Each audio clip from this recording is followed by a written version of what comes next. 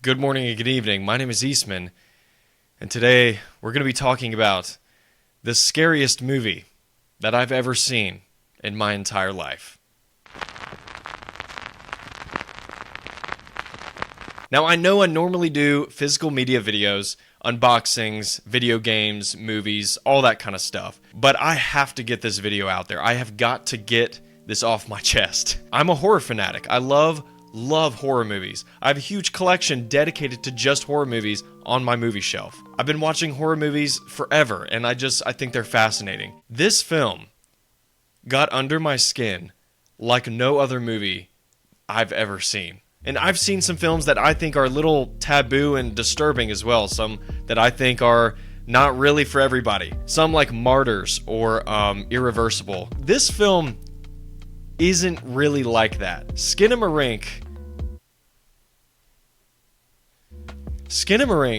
is one that is unbelievably unique and experimental. So I can tell you right off the bat that before you even go digging into this movie to see what it's about, you have to know up front that it will either work for you or it won't. So I'm in a couple different film groups on Facebook, and there's a lot of other film channels that I follow on YouTube as well. And this movie kept coming up every once in a while, and it would instantly get my attention, and I would want to read people's opinions about it. Because every time I read something, it was completely different from the last post I saw. One post said, "This was the most boring movie I've ever seen in my life. It was a waste of my time. I can't believe I sat through that. What was this garbage?" That kind of stuff.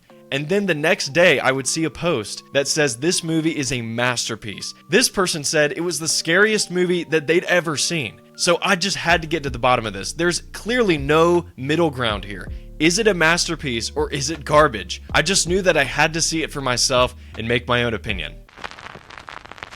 So I had the entire Saturday to myself. I had zero plans, really. And then I just saw another Facebook post about this movie. The curiosity was just eating me up inside, so I thought today was the day. And the funny thing, too, is that I didn't even realize this film got a theatrical release in the first place. I actually saw that it was leaked online, unfortunately. And the director, Kyle Edward Ball, spoke out about this and was really upset that he wasn't seeing the financial return that he had hoped because it was leaked and people were watching it online for free. Then I found out that it got a theatrical release, so I waited, and finally today was the day to see this movie. So I'm at the theater. I walk in and I notice there are literally a total of 6 people in this theater, including me, which fair enough because it's a really low budget indie horror movie. I mean, I didn't expect a packed theater in the first place. And then the movie started. And I can confidently say that by the end, I walked out of that theater rattled. And I wish I was making this up. I wish I was just exaggerating this a little bit. But I can tell you with 1000% certainty, when I left the theater and I was walking to my car, I could not think clearly. My hands were clammy and I was trembling. I was actually shaking. As I've said, I've seen so many horror movies in my lifetime. I have never had a movie affect me like that. So I got in my car and I just sat there for a few minutes in silence.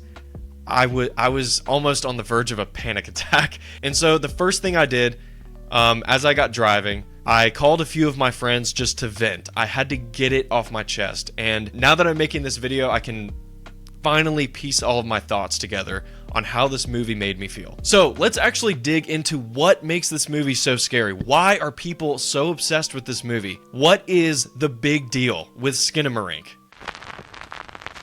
So do you remember when you were a kid and you had to go down into the basement, and when you were on your way up, you felt like something was behind you, so you had to cut the lights off and sprint back upstairs as fast as you could? This film reminds you of what it felt like when you were a kid to be afraid of the dark. The best way that I can describe it to you is through its really unique methods. This film sort of unlocks an ancient childlike fear that you've probably forgotten about as you've grown older. So if you could remember what it was like when you were a kid and you had a nightmare in the middle of the night and you open your door into a dark hallway. You're trying to find your parents' bedroom, and you also have this fear and worry about waking up your parents. You sort of don't want to disrupt their sleep. You're worried they're going to get mad at you. So there's this like childlike fear that this film brings out of you that sort of reminds you of what it was like to be scared as a kid and need to go to sleep with a nightlight on. So without spoiling it, this film has a very experimental approach to it. So at first, it seems like nothing's really happening. The film shows you a lot of random shots that really don't have any context at first. A lot of them are very indirect in what they're trying to tell you. So what you have to do as the viewer is give yourself time, give the movie your full undivided attention, and try your best to understand what it's trying to communicate to you. So through its sort of unorthodox cinematic language, I guess is the best way to put it, this film starts to slowly wrap itself around you and make you feel claustrophobic and suffocated to the point where when it's finally over, you can take a deep breath. Because I can tell you, this movie was about 100 minutes long, and I felt like I couldn't breathe or move in my seat at all. I felt like I was paralyzed. The film, over its entirety, has this really heavy, like, fake grain over top of it to make it look like it was shot on a really old analog camera. And the soundscape to pair with that also has this, like, sound of a record spinning. It's almost like this really diegetic film sound that's just going over the background the entire time. So that grainy visual aesthetic almost dirties up the frame to where it actually starts to mimic what your eyes see at night when they're trying to adjust. Everything's all fuzzy. That's exactly what this movie's doing with its grainy aesthetic. So whenever there's a really dark shot down a dark hallway or an open door like this where it's really dark and creepy, with that grainy aesthetic on top of it, it makes you try to focus harder to make an image out of the darkness. And that's what this movie does so well. It's got so many really creepy shots in it that are just static, and almost nothing actually is happening within the frame. Your mind actually starts to play tricks on you. And it happened to me plenty of times. There were a few shots that there was literally nothing. It's empty. There's nothing in the frame to look at. But the visual grain made my eyes see movement within the frame. It made me question, is there something there or not? And it just was a constant battle through this entire movie. The soundscape, to me, is almost the creepiest part about this movie. Of course, the visuals have their own effect on you, but the soundscape only adds more dread to the entire experience. So not only do you have to look within the frame for subtle details to make out more of the story, but the soundscape actually helps build the story and the atmosphere a lot too. It sort of helps you build out the environment of this house in your mind, because you never really get a full sense or picture of what the layout of this house is, where the stairs are, where the bedrooms are. You don't really get a full grasp because a lot of these shots are very close up or just off in another direction. But the sound helps you build all of that out in your mind visually to what you think the house sort of looks like. So the editing, you sort of get into a rhythm of seeing similar shots laid out in a sequence. It sets up this anticipation of lightning about to strike, right? You're waiting for that jump scare. And when it finally does, it's a huge payoff, and it makes you feel a little bit better for just a short amount of time until you realize you're right back where you started. A new sequence starts of slow shots, and you're like, oh my God, really? We're going back into this? Because after a jump scare in a typical sort of average horror movie, you know, it's nighttime, there's a jump scare, then it's daytime, it's the next day. You have a sort of reset button, where this movie doesn't have that at all. After the jump scare, you are right back to the beginning again. You are in this inescapable, claustrophobic, anxiety-filled dread. And it just never lets up. It never gives you a single break or a moment to breathe. And that's one thing that Paranormal Activity did really well, because when that movie came out in theaters, it shocked everybody. It got people so excited to go to the movies and see what this little indie film was all about. And I see a similar pattern happening with Skinamarink. It's gaining a lot more traction, and people are really wanting to go out of their way to see this movie. So imagine the amount of dread the first Paranormal Activity built during its night sequences. So that one static shot, right, of the bedroom, and you are just waiting and waiting for something to happen, and you're analyzing the screen for details or something to happen, that exact similar shot is basically what this whole film feels like. And it does not stop. That feeling where you're holding your breath because you know something is about to happen and you're tensing your entire body up, this movie makes you feel like that for its entire runtime.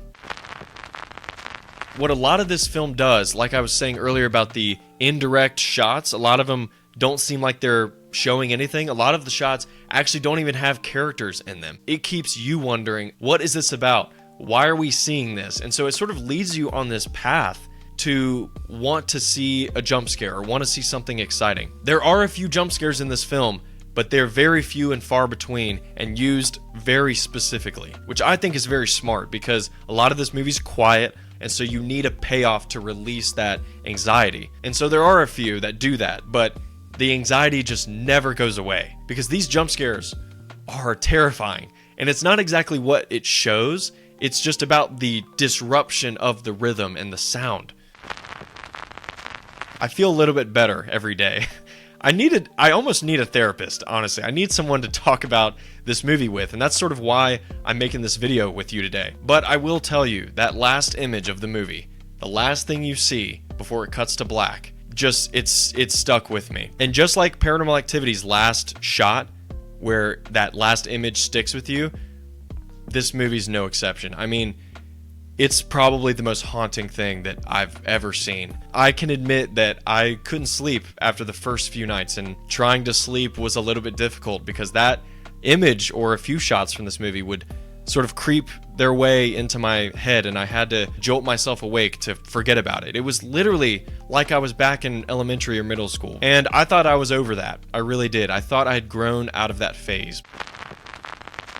I think this film is still in select theaters right now by the time this video is released, but if you did want to watch it from home, it's streaming on Shudder, which I think is a perfect matchup. So if you have a Shudder subscription, I definitely suggest you check this movie out. And personally, I couldn't recommend a theater experience any more than I could you watching it from home on your TV, because I think you'll be just as scared either way. Honestly, I'm too afraid to watch it in my apartment. I'm worried that there will always be this sense of unease when I'm walking around my apartment at night.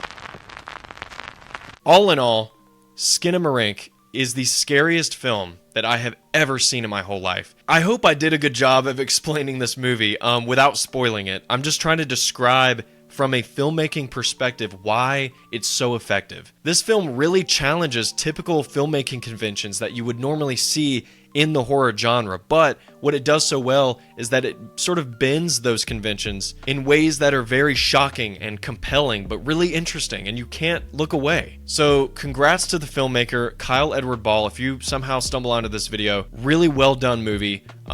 I can't recommend it enough to people. I can't stop talking about it. Even though it terrified me to my core, I feel better about it every time I talk about it to somebody. I feel like I've shared my point of view. But thank you guys for listening. I really appreciate it. I just really needed to vent about this movie and my experience with it. And I just want to publicly promote this film as well. And hopefully more people will have this experience and can just discuss it. Go ahead and drop a like down below and leave a comment. Let me know your thoughts on this movie. Have you seen it yet, and how did it affect you? And also, if you're new to the channel, be sure to consider joining the Eastman Nation today by subscribing and hitting that notification bell. And as always, my name is Eastman, and I'll catch you on the next video.